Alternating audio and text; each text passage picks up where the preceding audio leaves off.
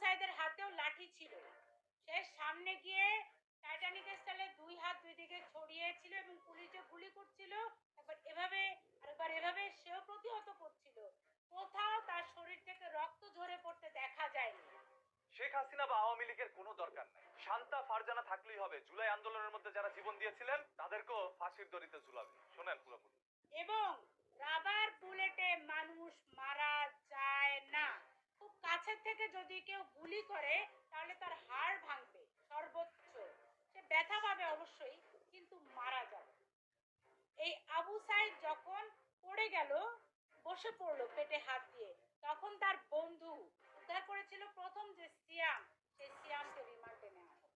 কারণ তাকে উদ্ধার করে নিয়ে হাসপাতালে যাওয়ার সময়টা অনেক লম্বা সময় লেগেছিল। কি হয়েছিল তখন? তাকে সেখান থেকে 3 ঘন্টা লাগে না নিশ্চয় হাসপাতালে যেতে। কি করেছিল 3 ঘন্টায়? এরাই মেরেছে, তার বন্ধুরাই প্রথম শহীদ দেখানোর জন্য আবু সাইদকে মেরেছে। কারণ আবু সাইদের বাবা এক কথা বলেছে, মা এক কথা বলেছে, তার মাথার পিছনে ছিল 1.5 ইঞ্চি মতো একটা খবর। এরাই মেরেছে আবু সাইদকে কোনো ভারী কিছু দিয়ে আঘাত করে। তার উপরে আবার আবু সাইদের জন্য বলা হয় যাকে, সে পুলিশ, তিনি তো নিজেই বলেছেন যে এই ছেলেটা বেগম রোকেয়া বিশ্ববিদ্যালয়ে পড়ে থাকতো, মাদকাসক্ত ছিল। তাহলে একজন মাদকাসক্ত ব্যক্তির কোনো হিতাই জ্ঞানই তো থাকে না। তার উপরে আবু সাইদ ছিল শিবিরের নেতা। শিবিরে প্রথম এই বলা হয় যে দেশের জন্য মরে গেলে জিহাদ হবে, শহীদ হবে, এগুলো বলা হয়।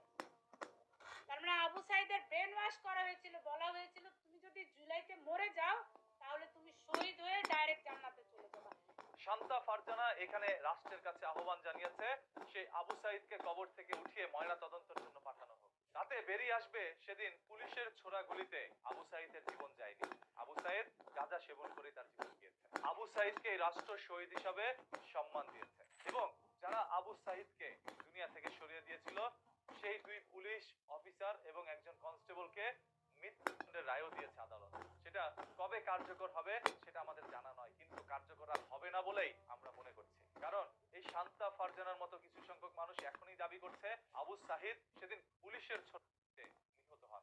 শান্তা ফারজানা বর্তমান বিএনপি সরকার থাকা অবস্থায় এই ধরনের কথাগুলো বলছে। তাহলে আওয়ামী লীগ যদি কোনোভাবে এই রাষ্ট্রের ক্ষমতায় আসতে পারে সেদিন শান্তা ফারজানা কি করতে পারে? সেদিন সরাসরি সে বলবে যারা জুলাই আন্দোলন করেছিল ওরা প্রত্যেকেই ছিল নব্য রাজাকার, ওদেরকেও দড়িতে ঝুলাতে হবে। আইনের মার পেছে ফেলে জুলাই আন্দোলনকৃত প্রত্যেকটি মানুষেরই জীবন যেতে পারে। হারাতে পারেন আপনার সন্তান, হারাতে পারেন আপনার মা বাবাকে।